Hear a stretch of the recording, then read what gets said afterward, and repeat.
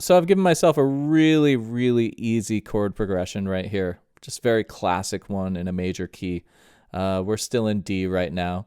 And we start off with just D. There we go. And then we go down to the 4. And then we go up to the 6. And then to 4.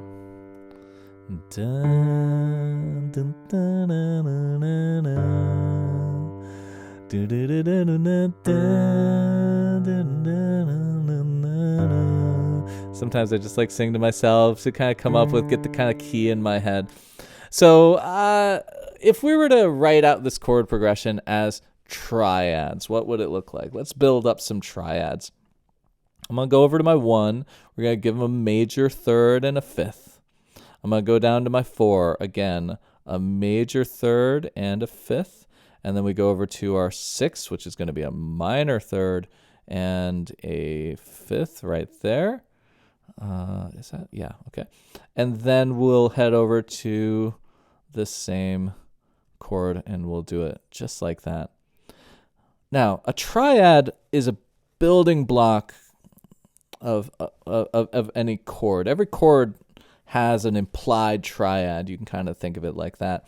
And a triad, just as I've been saying, it is comprised of a tonic, like a root note, and then you have the third, and that is the one that expresses its tonality. This is the one that tells you it's either a major chord or if it's a minor chord. You hear it in that third right there. And then the fifth kind of acts as like a backbone that just kind of adds emphasis and gravity to the tonic. If you're playing guitar and you just play the tonic and the fifth, that's called a power chord. Like 90% of rock songs you've ever heard, they're like dun dun dun dun dun.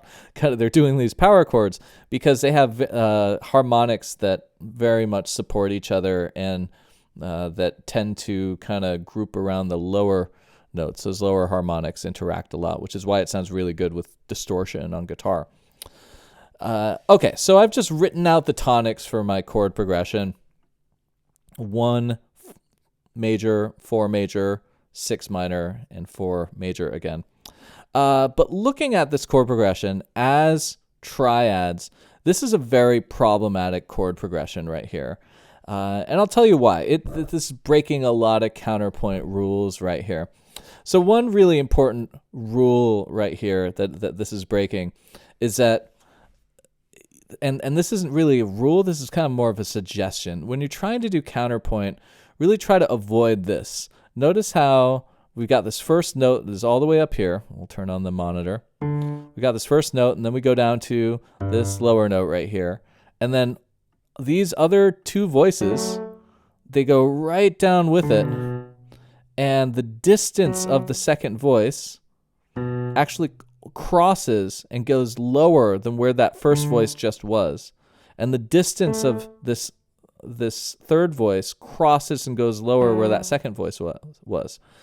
In general, you do not want your voices to go above or below the voice that was just playing above or below it, if that makes sense. You don't want to cross over like this. This is a big cross where you're now playing a lower note with the second voice as you were when you started on the tonic. Try to imagine it like this. Like I mentioned in counterpoint, each voice has to be its own melodic gesture. So these notes right here, this is its own voice in counterpoint. This is one voice, and then the second one, this is its own voice. That's its own melodic phrase. And then this is its own melodic phrase right here. That's its own voice. So the first rule we're breaking is that we have these overlapping voices. We want to spread them out a little bit. So one really good way to do that is to maybe just start by taking like the tonics right here and just bring them down an octave. Yeah, that's a really good way to. And that's already sounding a lot more rich now that we brought it down.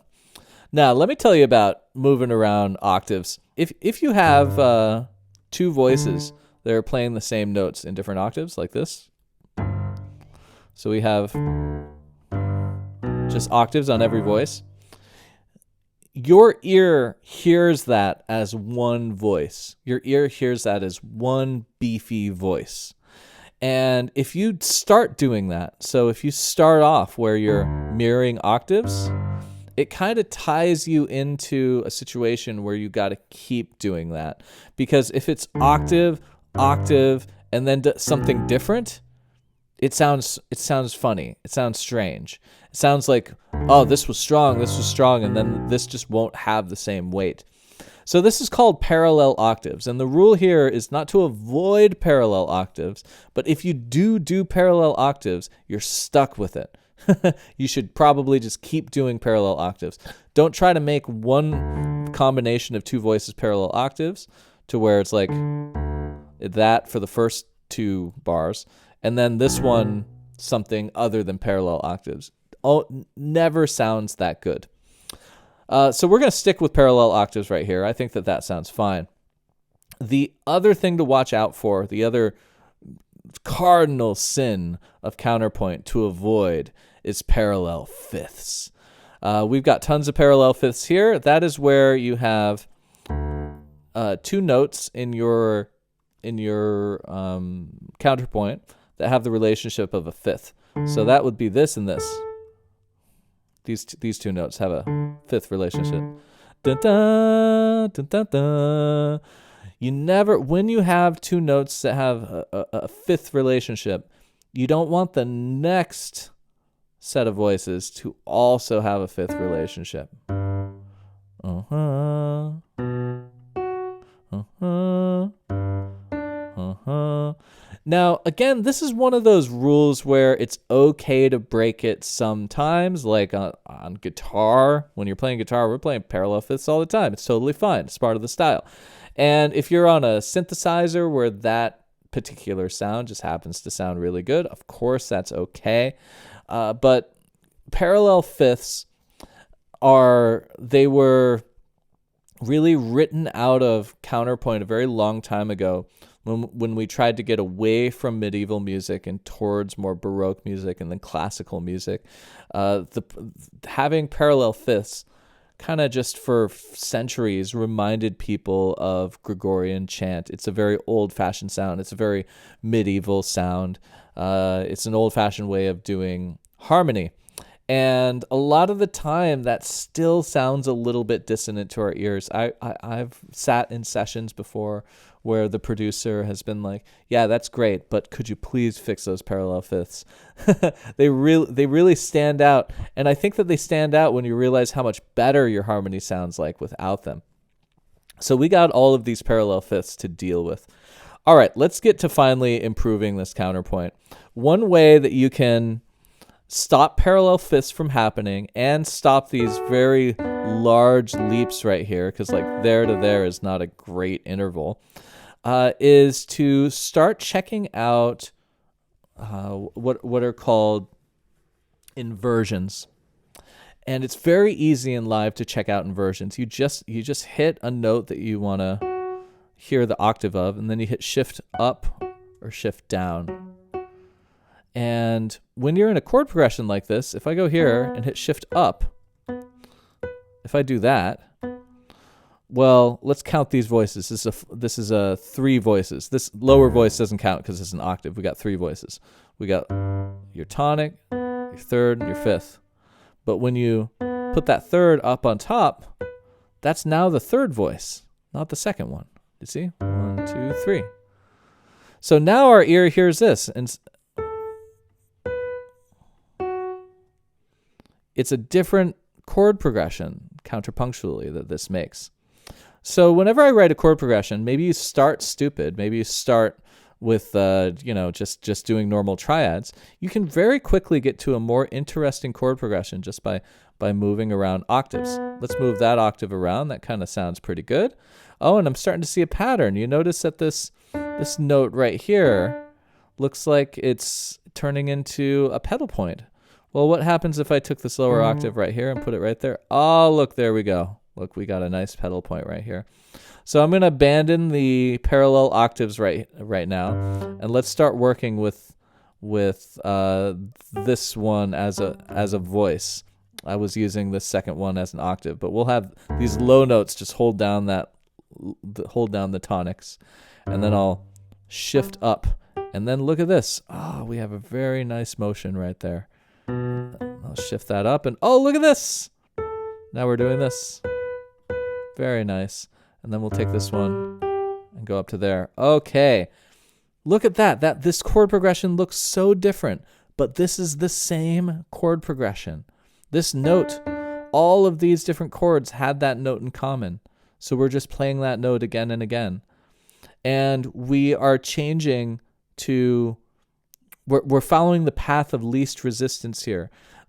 These inversions is very close to what a piano player would probably play, because you can play all of these chords now without even moving your hand. You just change where your fingers are so slightly. Let's hear what it sounds like now, and let's bring these guys up maybe an octave. So we're right here. Let's hear how this sounds.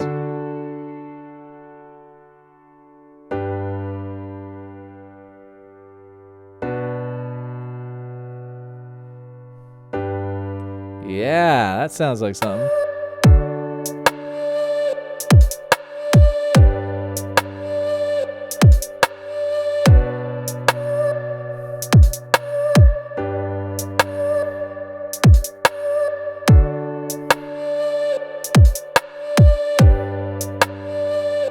Yeah.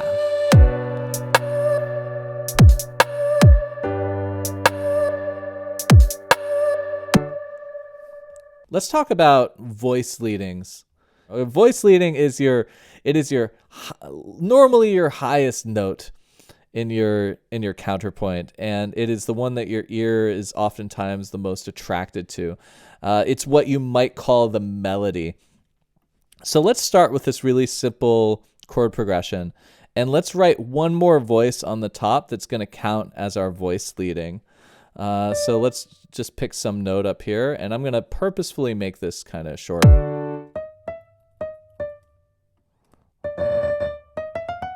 Let's do it like that. Da. I'm going to bring all these down a little bit so that voice leading sticks out. And let's put this onto a, yeah, let's do something like this. Da, da, da, da.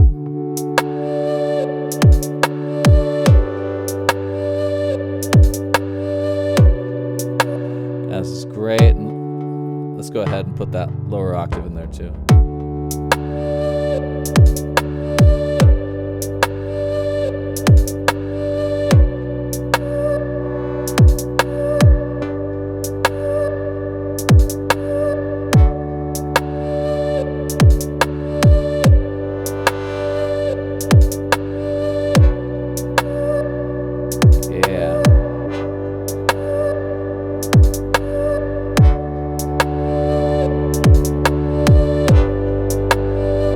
Okay, so we're going to put this high note up here. Oh, and actually, we'll put this high note here. We're listening for that one. Oh, open up that. So we're going to go, and let's go,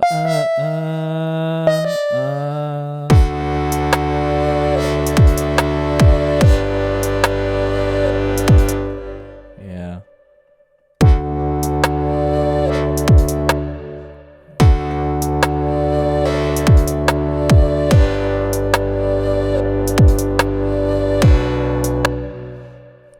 And let's just do that again. There we go.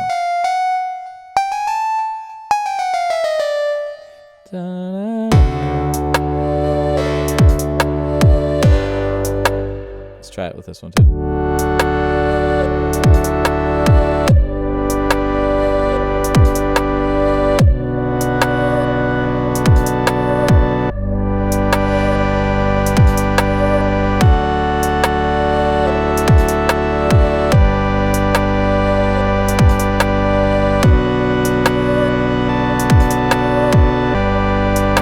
Very nice. Let's take this voice, let's put it down an octave. Yeah, let's give it some space. Look at that.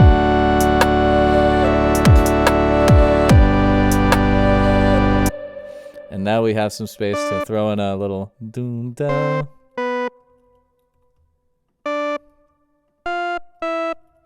Dun, dun, dun.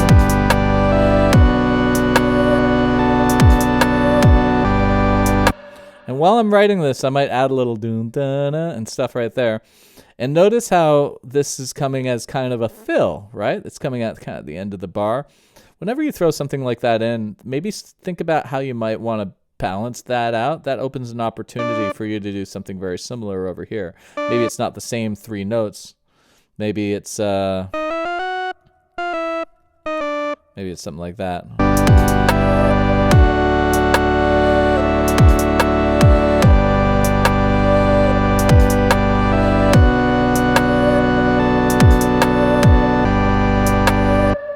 Cool. Now, this is, as I mentioned, a very symmetrical chord progression, isn't it? Where we've very neatly fit each note into an entire bar. And I think a lot of the time that's a really good way to write, but it doesn't inspire the most groovy feelings a lot of the time.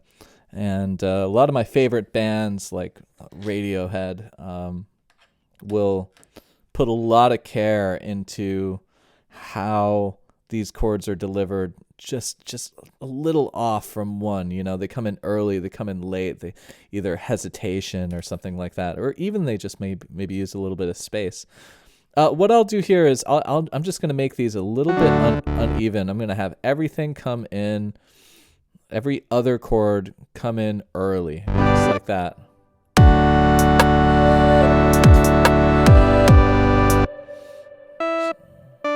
Yeah.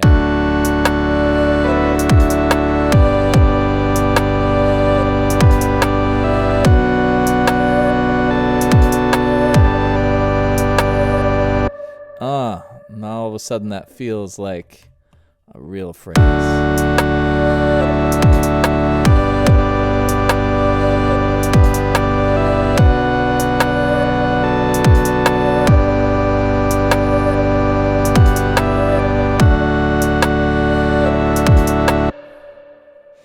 All right.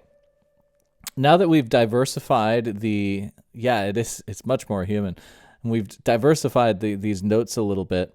We haven't really, other than the voice leading, we haven't really added any passing tones. So let's look for cool opportunities to do like a nice passing tone right here. Maybe.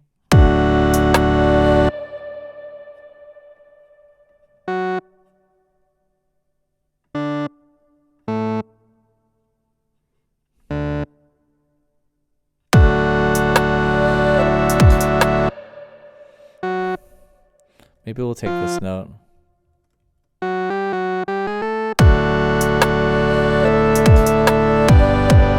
Oh, no, that didn't sound right. So this is the D. I got it. Okay. Maybe we'll do a flat 7. This will be fun. Oh, yeah, there we go. So this is a major chord right here, or you could say this is a major scale. And for this passing tone, instead of choosing a major 7 right here, because that sounds very, very church organ-y, I'm throwing in a flat 7 right there, which to my ear sounds very bluesy. Very nice.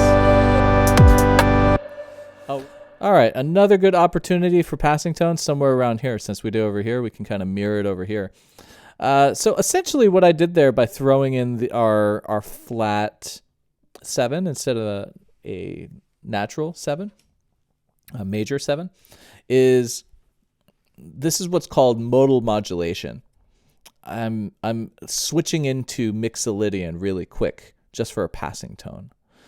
Now, I could go on for days about modal modulation. It is my favorite music theory concept. And some of my favorite bands, probably some of your favorite bands, use it a lot.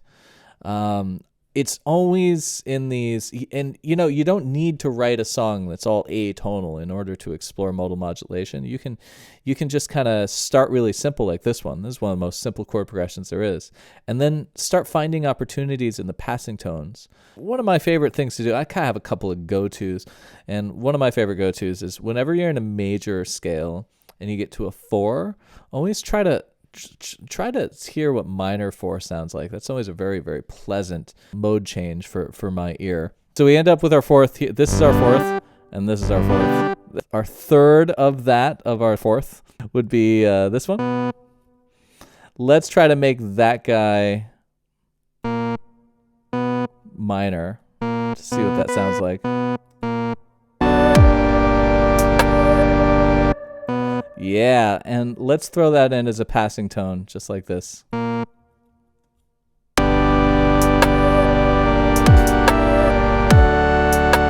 Very nice. And then we want to resolve back there, don't we?